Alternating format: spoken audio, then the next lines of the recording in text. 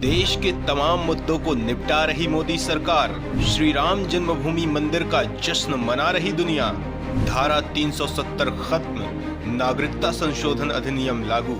दोस्तों, केंद्र की मोदी सरकार एक एक करके देश के तमाम मुद्दों को निपटाती जा रही है, जो देश के लिए बेहद जरूरी है। जब 2014 में नरेंद्र मोदी देश की सत्ता में बैठे तो देश में एक ऐसा माहौल था कि कुछ मुद्दों को सरकारें हाथ लगाने से भी डरती थी। श्री राम जन्मभूमि मंदिर का मामला ऐसा ही एक मुद्दा था जिसके बारे में कहा जाता था कि अगर इस मुद्दे को हाथ भी लगाया गया तो देश के अंदर भयंकर दंगे होंगे और खून खराबा होगा। लेकिन जब केंद्र के बाद उत्तर प्रदेश में भी भाजपा सत्ता में बैठी और योगी आदित्यनाथ प्रदेश के मुख्यमंत्री बने तो उन्होंने कहा कि न्यायालय आदेश तो दे, काम हम करेंगे, यहाँ खून खराबा छोड़िए, एक चिड़िया भी नहीं चहकेगी। और दोस्तों, वही हुआ भी जिसे पूरी दुनिया ने देखा। दोस्तों, सवाल उठता है कि आखिर श्री राम जन्मभूमि मंदिर को लेकर क्यों चल रहा था लंबे वक्त से मामला, क्यों इस मुद्दे को नहीं लगाया जा रहा था हाथ। तो दोस्तों, ये मुद्दा बेहद पुराना है। किस्सा 1526 से शुरू होता है। ये वो साल था जब मुगल शासक बाबर भारत आया। 2 साल बाद बाबर के सूबेदार मीर बाकी ने अयोध्या में एक मस्जिद बनवाई। ये मस्जिद उसी जगह बनी जहां भगवान राम का जन्म हुआ था। बाबर के सम्मान में मीर बाकी ने इस मस्जिद का नाम बाबरी मस्जिद कर दिया। ये वो दौर था जब मुगल शासन पूरे देश में फैल रहा था।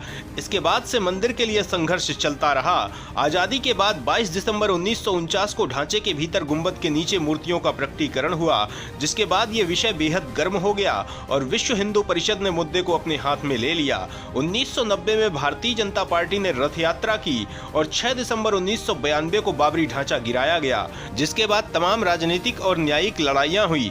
मुस्लिम तुष्टीकरण की राजनीति की वजह से कोई भी दल इस विषय पर हिंदुओं के साथ नहीं था, भाजपा और शिवसेना के अलावा। और आखिरकार जब केंद्र में मोदी सरकार और उत्तर प्रदेश में योगी आदित्यनाथ की सरकार बनी तो बिना किसी विवाद के शांति से मंदिर बन गया और प्राण प्रतिष्ठा भी हो गई।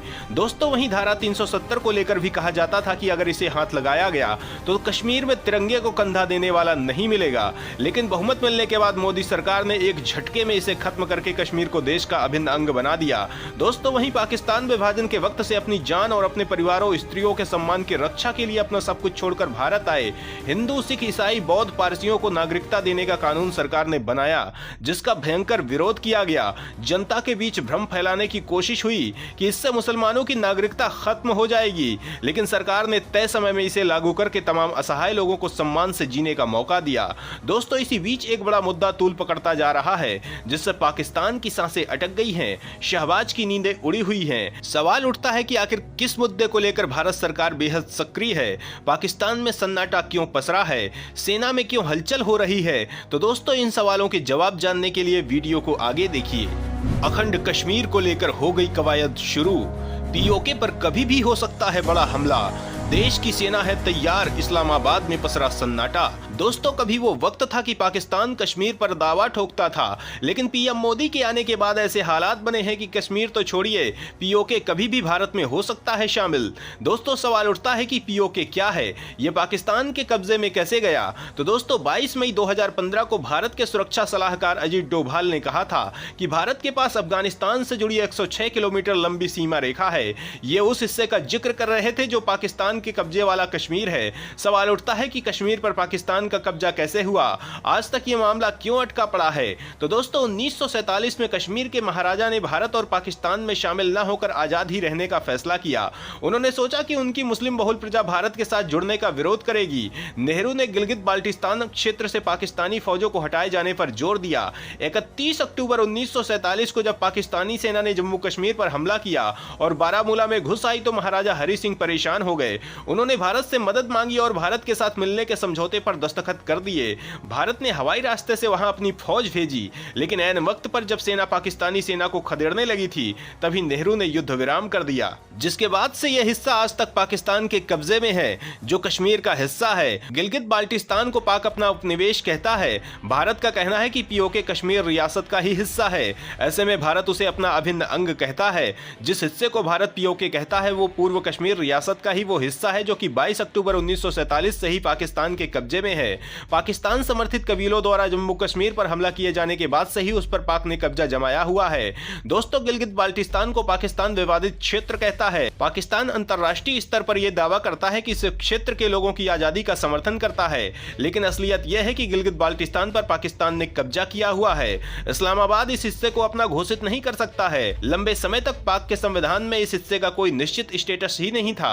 पाक चाहे जो कहे, असलियत यही है कि यह क्षेत्र पाकिस्तान के कब्जे में है। भारत कहता है कि पीओके और गिलगित बाल्टिस्तान का असली नेतृत्व असल में पाकिस्तान के नियंत्रण में ही है। यहां पाक सेना की भारी मात्रा में मौजूदगी है। जब पाकिस्तान ने चीन को पीओके का हिस्सा दिया, तब उसने इस क्षेत्र की स्वायत्तता के साथ धोखा किया। इस इलाके की आबादी में भी काफी बदलाव आया है। मूल आबादी की जगह पख्तूनों को यहां बसने के लिए बढ़ावा दिया जाता है। दोस्तों, लेकिन मोदी सरकार इसे लेकर बेहद संवेदनशील है। अमित शाह ने कई बार कहा है कि संपूर्ण कश्मीर भारत का अभिन्न अंग है और हम इसे लेकर रहेंगे। और रक्षा मंत्री राजनाथ सिंह ने भी कहा है कि देश की सेना कभी भी पीओके में घुस सकती है। इसी बीच विदेश मंत्री एस जयशंकर ने जो बयान दिया है, उसके बाद से पाकिस्तान में बवाल मच गया है। पड़ोसी चीन भी हैरान परेशान है, शहबाज पागल हो गए हैं। दोस्तों, सवाल उठता है कि आखिर विदेश मंत्री के किस बयान से दुनिया में हलचल मच गई है। पाकिस्तान हलाकान हुआ जा रहा है, चीन की धड़कनें तेज हैं। तो दोस्तों, इस बारे में जानने के लिए वीडियो को आगे देखिए। विदेश मंत्री ने पाकिस्तान पर बोला बड़ा हमला, कश्मीर की अखंडता का किया जिक्र, सेना हुई तैयार। दोस्तों, विदेश मंत्री एस जयशंकर ने पीओके और आतंकवाद को लेकर भारत का रुख स्पष्ट किया है। विदेश मंत्री का कहना है कि पीओके भारत का अभिन्न अंग है। उन्होंने कहा कि यह सिर्फ भारतीय जनता पार्टी का नहीं बल्कि पूरे देश का रुख है। विदेश मंत्री ने कहा कि पाकिस्तान को लेकर मुख्य चिंता आतंकवाद है। ऐसे में अगर पड़ोसी देश की तरफ से सीमा पार से कुछ भी गलत हरकत हुई तो उसका कड़ा जवाब दिया जाएगा। उन्होंने कहा कि हम आतंकवाद को नजरअंदाज नहीं करेंगे और जब भी आतंकवाद पैर फैलाएगा तो हम इससे निपटेंगे, क्योंकि ये हमारा रिकॉर्ड रहा है। तिरुवनंतपुरम में एक संवाददाता सम्मेलन को संबोधित करते हुए विदेश मंत्री ने कहा कि पीओके के मुद्दे पर यह किसी भी एक पार्टी की स्थिति नहीं बल्कि पूरे देश की स्थिति है। उन्होंने कहा कि इसे लेकर भारत की संसद ने एकजुट रुख अपनाया है। देश के हर राजनीतिक दल ने उस रुख का समर्थन किया है। इसलिए हम ये कभी स्वीकार नहीं करेंगे कि पीओके भारत का हिस्सा नहीं है।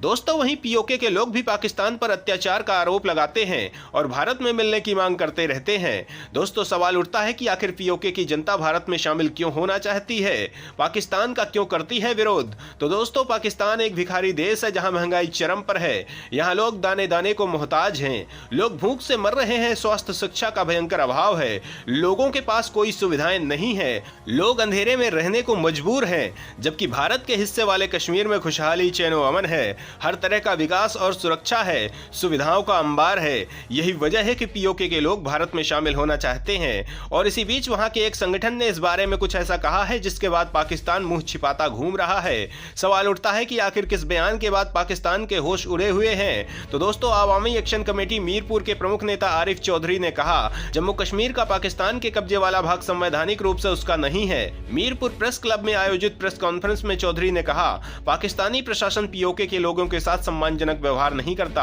और न ही उनकी आवश्यकताओं को पूरा करता है। इलाके के लोग दशकों से उत्पीड़न, अनदेखी और मुश्किलों का सामना कर रहे हैं। हमें लूटा जा रहा है और जबरन विस्थापित किया जा रहा है। चौधरी ने पाकिस्तान के संविधान के अनुच्छेद 257 का उल्लेख करते हुए कहा कि पीओके पाकिस्तान का हिस्सा नहीं है। संयुक्त राष्ट्र के संकल्प के आलोक में इस भूभाग को लेकर भारत और पाकिस्तान के बीच समझौता हुआ था। इसके तहत 26 मामलों में निर्णय के अधिकार पीओके के लोगों को दिए गए थे, लेकिन लोग अभी तक इन अधिकारों से वंचित हैं। तो दोस्तों, पीओके को लेकर आप क्या सोचते हैं, हमें कमेंट में जरूर बताएं।